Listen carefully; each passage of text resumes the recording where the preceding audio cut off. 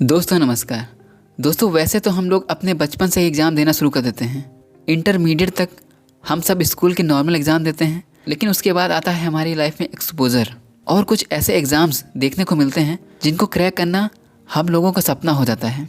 Example के तौर पर अगर देखा जाए तो जो बच्चा इंजीनियर बनना चाहता है उसके मन में कहीं ना कहीं IIT या JEE मेंस के बारे में ख्याल आता है और उसको क्रैक करने को वो ज़रूर सोचता है।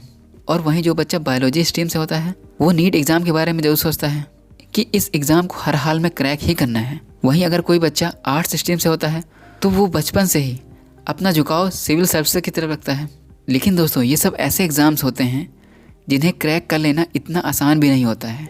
इनका सिलेक्शन रेट मात्र 1-2% ही होता है। ज़्यादातर इनमें एलीट क्लास के बच्चे ही जा पाते हैं। बहुत से बच्चों के पास इंटेलिजेंस तो होता है, लेकिन फाइनेंशियली वीक होने के कारण उनका सपना अधूरा रह जाता है।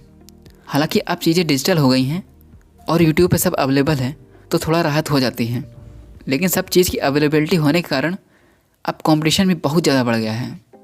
तो दोस्तों आज की वीडियो में हम आपको कुछ ऐसे एग्ज़ाम के बारे में बताएंगे जो वाकई बहुत डिफ़िकल्ट होते हैं और अगर आप इनको क्रैक करना चाहते हैं तो आपको बहुत ज़्यादा सीरियस होकर पढ़ना पड़ेगा। तो चलिए वीडियो को स्टार्ट करते हैं और जानते हैं कुछ बहुत ही टफ़ एग्ज़ाम के बारे में। हम आपको ऐसा बताएंगे जो सबसे लास्ट में जो बताएंगे वो सबसे टफ़ एग्ज़ाम होगा, मतलब कि कम टफ से लेके लास्ट तक पहुँचते पहुँचते जो सबसे ज़्यादा टफ़ होगा वो सबसे फर्स्ट नंबर पे आएगा। टोटल हम 10 एग्ज़ाम के बारे में बताएंगे। तो जो 10वें नंबर पे एग्ज़ाम है, अगर हम डिफ़िकल्टी लेवल के हिसाब से देखें तो वो है CFA एग्ज़ाम, यानी चार्टेड फाइनेंशियल एनालिस्ट। दोस्तों जैसे कि अगर आप इन्वेस्टमेंट की दुनिया में कदम रखना चाहते हैं और फाइनेंस के बारे में एकदम गहरी नॉलेज लेना चाहते हैं तो आपको इस एग्ज़ाम के बारे में ज़रूर पता होना चाहिए। इन्वेस्टमेंट और फाइनेंस रिलेटेड ये सबसे हाईएस्ट लेवल का एग्ज़ाम होता है। लेकिन अगर हम चार्टर्ड अकाउंटेंट का एग्ज़ाम छोड़ दें तो उसको छोड़ के इन्वेस्टमेंट और फाइनेंस की दुनिया में ये सबसे बड़ा एग्ज़ाम है। दोस्तों ये एक ऐसी योग्यता है जिसके थ्रू आपको वर्ल्ड में कहीं पे भी इन्वेस्टमेंट करने में बहुत हेल्प मिलेगी। दोस्तों दुनिया भर में केवल 1,84,000 लोगों के पास ही CFA की योग्यता है और ये चीज़ आप ग्रेजुएशन के बाद ही कर सकते हैं। और इसके बाद दोस्तों जो डिफ़िकल्टी लेवल पे जो एग्ज़ाम है, मतलब 9th नंबर पे, वो है USMLE, मतलब the United state medical licensing exam. दोस्तों ये एग्ज़ाम USA में मेडिकल की फील्ड में लाइसेंस पाने के लिए कंडक्ट कराया जाता है। ये मेनली उन स्टूडेंट्स के लिए स्क्रीनिंग एग्ज़ाम है जो USA में मेडिकल लाइसेंस प्राप्त करना चाहते हैं। इस एग्ज़ाम को federation of state medical board यानी FSMB और national board of medical examiners यानी NBME इनके द्वारा ऑर्गेनाइज़ किया जाता है। अमेरिका में ये एग्ज़ाम 3 स्टेप में कराया जाता है। पहला और दूसरा स्टेप जो होता है वो ग्रेजुएशन के टाइम पे होता है और थर्ड जो होता है वो ग्रेजुएशन के बाद होता है। दोस्तों इसके बाद जो टफ़ एग्ज़ाम है वो है All Souls Prize Fellowship exam. दोस्तों ये एग्ज़ाम ऑक्सफोर्ड यूनिवर्सिटी में एंट्री करने के लिए लिया जाता है, जो कि एक फेलोशिप एग्ज़ाम होता है। इस ऑर्गेनाइजेशन में 7 साल की फेलोशिप के लिए हर साल 80 कैंडिडेट्स में से केवल 1 या 2 का ही सिलेक्शन किया जाता है। हर एक कैंडिडेट को 2 जनरल और 2 स्पेसिफिक सब्जेक्ट्स पर ऐसे लिखना होता है, जैसे कि English literature, history, law, political या फिलॉसफी पे। दोस्तों ये एग्ज़ाम बहुत ही टफ़ एग्ज़ाम है। इसके बाद जो टफ़ एग्ज़ाम है वो है गेट का एग्ज़ाम। गेट एग्ज़ाम के बारे में तो दोस्तों आप लोग जानते ही होंगे, जो प्रोफेशन बनने के लिए टेक्निकल एग्ज़ाम है, जो कि ग्रेजुएशन के बाद मास्टर्स के लिए कंडक्ट किया जाता है। दोस्तों ये एक नेशनल लेवल का एग्ज़ाम होता है। दोस्तों गेट के थ्रू आप IITs और IIM में पढ़ने के लिए जा सकते हैं और PSUs में आपको डायरेक्ट एंट्री भी मिल जाती है गेट के नंबर के बेसिस पे। दोस्तों ये एग्ज़ाम बहुत ही टफ़ माना जाता है। इंजीनियरिंग के बच्चों को जो गेट का एग्ज़ाम होता है उसका जो स्कोर कार्ड होता है वो जो होता है, जो हमारी नॉर्थर्न कंपनी है जैसे कि गेल, भेल, सेल, इन टाइप की कंपनी, यानी जो PSUs की कंपनी है, उन कंपनीज़ में गेट के एग्ज़ाम का जो स्कोर कार्ड होता है उसकी बहुत बड़ी वैल्यू होती है। इसका जो फुल फॉर्म होता है दोस्तों वो होता है graduate aptitude test in engineering.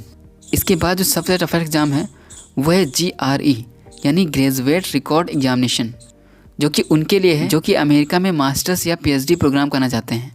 इस एग्ज़ाम को आप 1 साल में 5 बार दे सकते हैं। हर अटैम्प्ट के बीच 21 दिनों का गैप होता है। कोई भी चाहे किसी भी एज का हो, बस बैचलर डिग्री हो, वह इस एग्ज़ाम को दे सकता है। दोस्तों आजकल फ्रांस, चाइना, ऑस्ट्रेलिया और जर्मनी जैसी कंट्रीज़ में भी अपनी यूनिवर्सिटी में प्रवेश करने के लिए GRE के मार्क्स को मस्ट कर दिया है। लेकिन दोस्तों ये बहुत टफ एग्ज़ाम होता है और इसी GRE के स्कोर कार्ड के बेसिस पे फ्रांस, चाइना, ऑस्ट्रेलिया और जर्मनी अब अपने वहाँ की यूनिवर्सिटीज़ में एडमिशन के लिए इसका स्कोर कार्ड देखती हैं। अमेरिका में तो देखा ही जाता है। दोस्तों इसके बाद जो टफ़ एग्ज़ाम है वो है UPSC का एग्ज़ाम। दोस्तों UPSC के एग्ज़ाम के बारे में तो बच्चा जानता है। इसकी जो IAS, IPS, IRS और IFS जॉब होती हैं उसको तो हर कोई जानता है। दोस्तों इस एग्ज़ाम का सिलेबस इस एग्ज़ाम को डिफ़िकल्ट बना देता है और इसका सक्सेस रेट केवल 1 से 2% ही है।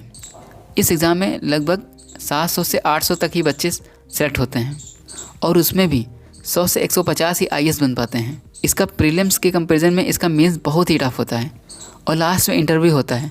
टोटल मार्क्स मेंस में 1750 का होता है। जो इसमें मेंस के मार्क्स होते हैं वो टोटल 1750 का होता है और इंटरव्यू 275 मार्क्स का होता है, यानी टोटल 2025 मार्क्स का टोटल पेपर होता है। उसमें से जो 1000 तक लिया जाता है कहीं ना कहीं वो सिलेक्ट हो जाता है, लेकिन इसमें सक्सेस रेट बहुत ही कम होता है। इसमें ज़्यादातर एलीट क्लास के लोग ही जा पाते हैं।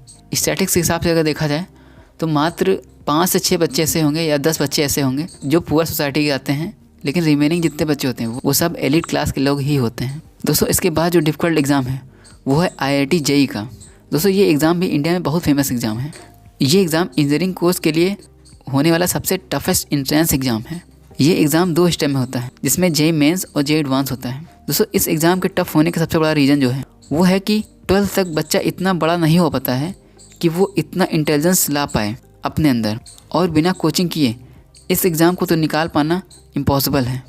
बिकॉज 12th तक के कोर्स में वो सब कुछ नहीं होता है जो यहाँ पूछा जाता है। इस एग्ज़ाम का लेवल बहुत ही हाई कर दिया जाता है क्योंकि बच्चा नया होता है और उसके सामने इतना टफ क्वेश्चन पेपर आ जाता है। अगर यही एग्ज़ाम ग्रेजुएशन के बाद हो तब इजी पढ़ सकता है, लेकिन ये एग्ज़ाम 12th के जस्ट बाद होता है और इतना टफ है, इसीलिए बहुत टफ एग्ज़ाम माना जाता है। 12th तक बच्चा सीरियस ही नहीं हो पाता है और अचानक इतना बड़ा एग्ज़ाम आ जाता है। दोस्तों जिन बच्चों को इंडिया के प्रेस्टीजियस इंजीनियरिंग कॉलेज में एडमिशन लेना होता है वो 9 से ही कोचिंग स्टार्ट कर देते हैं, मोस्टली JEE एडवांस में, IIT एडवांस में।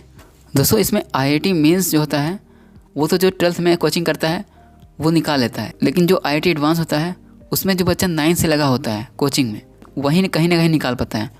और इस एग्ज़ाम के टफ होने की एक वजह ये भी है कि इसमें केवल 2 ही अटैम्प्ट मिलते हैं, इसीलिए ये एग्ज़ाम और भी टफ हो जाता है। इस एग्ज़ाम की प्रिपरेशन मैंने भी की थी दोस्तों, इसलिए मुझे इसकी डिफ़िकल्टी लेवल के बारे में अच्छे से पता है। इस एग्ज़ाम को दोस्तों जो क्रैक करता है वो सच में बहुत ही इंटेलिजेंट होता है। फिजिक्स, केमिस्ट्री, मैथ्स इस एग्ज़ाम के सब्जेक्ट्स होते हैं।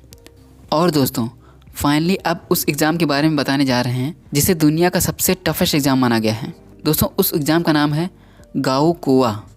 दोस्तों चाइना में एक कॉलेज में जाने के लिए या फिर चाइना में कहीं भी ग्रेजुएशन करने के लिए एक एग्ज़ाम होता है जिसका नाम है गाओकोवा। ये एग्ज़ाम दुनिया का सबसे टफेस्ट एग्ज़ाम है। ये एग्ज़ाम लगातार 2 दिन के लिए ऑर्गेनाइज किया जाता है और 10 घंटे का टाइम पीरियड होता है इस एग्ज़ाम के लिए। इस एग्ज़ाम को NCEE यानी नेशनल कॉलेज एंट्रेंस एग्ज़ाम भी कहा जाता है। अगर चाइनीज़ यूनिवर्सिटी में अगर वहाँ के लोगों को एडमिशन लेना होता है तो चाइनीज़ लोगों को ये एग्ज़ाम पास करना ही होता है। गाओकोवा का मतलब होता है हाई एग्ज़ाम। इस एग्ज़ाम की स्टार्टिंग 1952 में की गई थी। ये एग्ज़ाम जून में कंडक्ट कराया जाता है। इस एग्ज़ाम में बच्चों को चाइनीज़ लैंग्वेज और मैथमेटिक्स का एग्ज़ाम देना होता है। इसके अलावा foreign language English, French, Japanese, Russian, German और स्पेनिश में से कोई एक चूज़ करना होता है। अगर कोई आर्ट्स स्ट्रीम से ग्रेजुएशन करना चाहता है तो उसे हिस्ट्री, पॉलिटिकल साइंस और जियोग्राफी का एग्ज़ाम देना होता है। इस गाओकोवा एग्ज़ाम के बारे में हम एक डिटेल में आपको वीडियो में बहुत अच्छे से बताएंगे, इसके बारे में फुल डिटेल में। तो ये तो दोस्तों कुछ ऐसे एग्ज़ाम्स जो बहुत ही टफ होते हैं। इनमें से आपने कोई अगर एग्ज़ाम दिया हो तो कमेंट में आके ज़रूर बताइएगा, और वीडियो कैसी लगी इसके बारे में बताइएगा। और इस वीडियो से अगर आपको कुछ नॉलेज मिली हो तो वीडियो को लाइक जरूर कीजिएगा और चैनल को सब्सक्राइब जरूर कीजिएगा। और वीडियो को लास्ट तक देखने के लिए बहुत बहुत धन्यवाद। मिलते हैं अपने नेक्स्ट वीडियो में। Bye bye, take care.